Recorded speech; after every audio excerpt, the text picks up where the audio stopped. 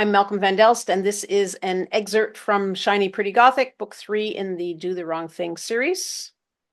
Last week, I revisited an older revised section of Shiny Pretty Gothic, then continued with Ava moving out of her beloved loft to a repurposed supply closet.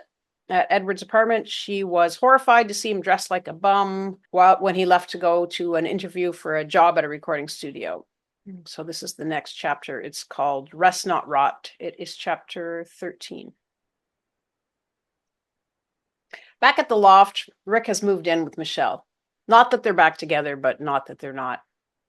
Rick builds a room in the corner of the side I used to sleep on, up near the front door, using Indian cotton sheets, bookshelves, and scavenged wood. An American flag serves as his door. Soon, Edward and Adam can't make their rent, so they move in.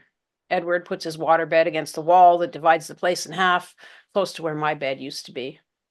The bathroom extends into the space, blocking the view of his bed from the entrance, a thing I chose not to do because 1, I loved all the space around me, and 2, I wanted what little light that came in from the window to hit me in the mornings. Adam sleeps on a cot near Rick's indoor shack. Technically, Adam only stays at the loft when he needs a break from his grandmother's couch, but realistically, he's there until people get sick of him. He'll go to his grandmother's for a few days, then make his way back. No longer a minimalist theater set for a Samuel Beckett play, my bedroom has become a squat. It feels like ages since I dreamed of studying art at Affinitas, but my first session isn't anything like what I imagined. For one thing, there are about 30 people in the classroom with easels placed erratically about, creating a lost in the crowd feeling with all of us jockeying for a view to the front. As I work, quickly, quickly, shouts the instructor. I imagine myself like a 3D child's finger painting, messy and in primary colors, while everyone around me is a Degas or Renoir, masterly and poised. If you were one of the angels in Wings of Desire and you floated into this classroom, you'd notice me right away, struggling, disorganized, while a whir of confident painterly expertise clicked away all around me. Every stroke I make is hard. I don't have control over my hand or my arm.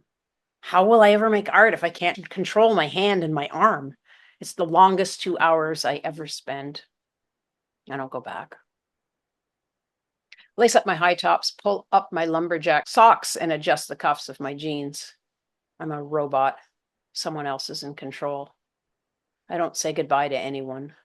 Edward is cooking spaghetti in the loft's kitchen. His parents are coming over for dinner. In the elevator down, I stare out at the roofs and cracked walls of the surrounding buildings as I've never seen them before, even though I've been living here for 4 months, was living here. I wander through the weekend deserted streets and parking lots like a misplaced character from Jerry, that Gus Van Sant movie about 2 boys lost in the desert. I'm freezing instead of having heat stroke and see gray concrete and asphalt instead of yellow sand and rock. Now I'm sitting on a road divider beside a playground. It's dark when I get back. Edward is not angry. He's beyond that. He's cleaned up the dishes and his parents have left. The squall. I look over at Michelle and we both stifle laughter. Edward sits on the edge of his waterbed, facing away from us, bent over his electric guitar, completely focused on the caterwaul he's producing. Later, Rick comes home. You should have heard the music I was making this afternoon, says Edward. Your acid is incredible. I made music like I've never done before. Michelle and I burst out laughing. Edward glances over, but doesn't seem to realize that we're laughing at him. Maybe he's still high. Maybe he'll come down soon and realize that though the acid is fantastic, whatever he heard, no one else did. This hippie pad, the voice growls.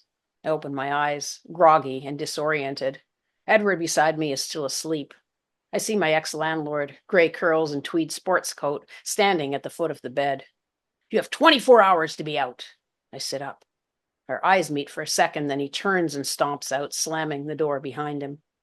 Michelle calls legal aid. No, he can't enter without your permission, and no, he can't kick you out with 24 hours notice, they tell her. But he can kick you out at the end of the month. Someone smashed the building's main glass entry door the night before. That and the ongoing cigarettes and beer bottles left in the hallways and on other floors in the freight elevator. The diamond cutters below are furious. I stare down past my oversized men's winter coat and dirty high tops to the wet, striped rubber of the bus's aisle. I turn slightly, hoping Faith won't notice me. Ava, she says in that incredible voice of hers. Hi, I mumble, glancing at her briefly, then returning my gaze to the floor. She adjusts her tone. Where are you headed? Borden, to a friend's. Borden is the English unhip area of Release. Faith, as usual, is a living jewel. She must be rich, I think bitterly.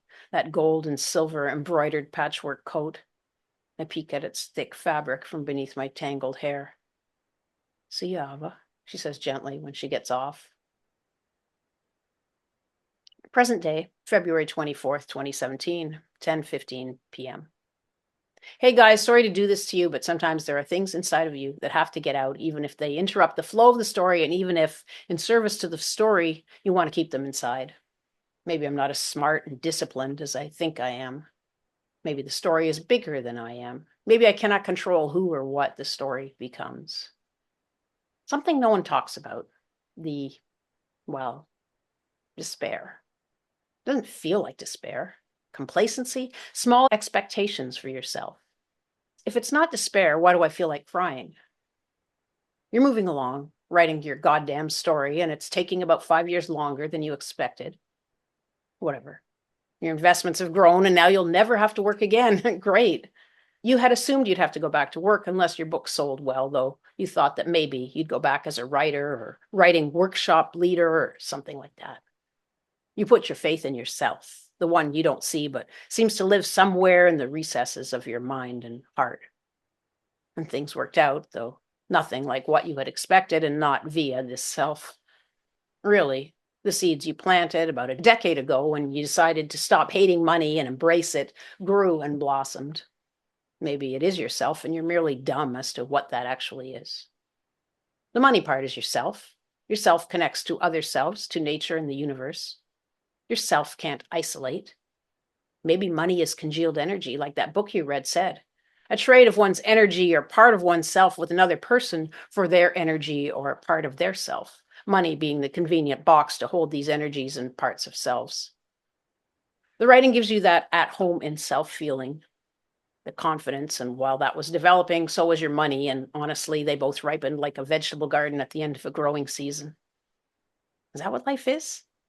It would make sense that people mirror the lives of plants and animals, all different renditions of the same life force. I'm sure the concept of exponential fits in here, the concept that growth is not linear, but exponential. Another interesting thing, when my investments went up, I started thinking how smart and visionary I am. Like I'm literally better than others, and that's why I knew enough to take the risks I took. I didn't try to feel this way. I fought it, in fact. When you don't have to depend on anyone for survival, your whole worldview changes. Is that bad? Everyone should get to feel this confidence and strength at least once in their lives. But when my investments went down, then the I'm so smart stuff went with it.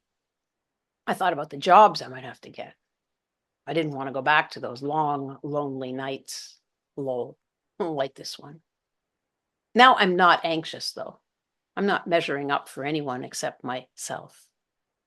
Crash! Edward and I bolt upright in my basement apartment and turn to each other. What was that? I exclaim. Edward holds his finger to his lips, stands up and creeps toward the door. He opens it slowly. I hear traffic noises and feel a draft. Do I normally hear and feel those? I don't think so. From the pile of junk outside my door, Edward grabs a metal desk part and sneaks forward up the stairs. I follow.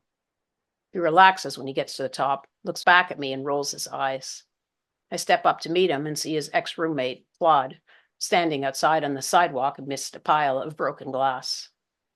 I couldn't find the buzzer, Claude smiles. He's drunk. Claude has no money. Edward has no money. I have no money, but if I don't pay for the broken door, I'll lose the apartment. Can I move in with you guys? I ask Neil, feeling I have no choice but to run away from this situation and try to make good later. He and Bradley's girlfriend, Dorothy, are getting an apartment together in Borden, the English unhip area of Release.